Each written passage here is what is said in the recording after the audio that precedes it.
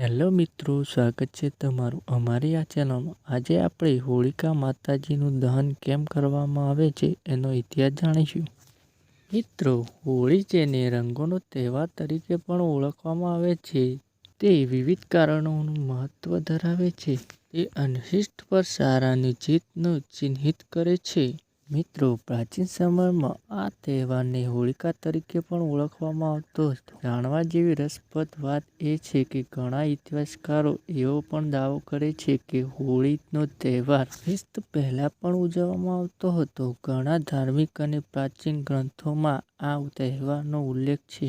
આ પ્રાચીન ગ્રંથો જૈમિનીના પૂર્વમાસી સૂત્રોના કથક ગૃહનો સૂત્ર છે।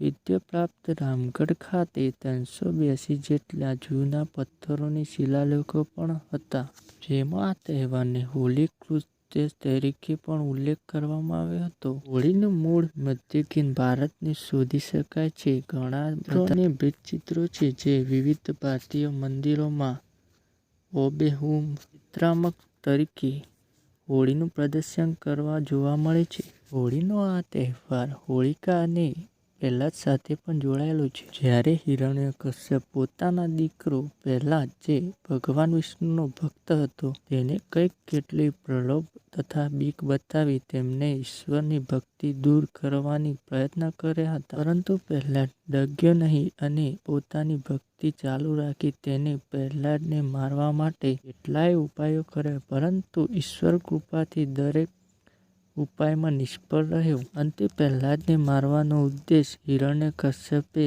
પોતાની બહેન હોલિકાને ખોળામાં બેસાડી અગ્નિ પરીક્ષા આપવાનો આદેશ આપ્યો।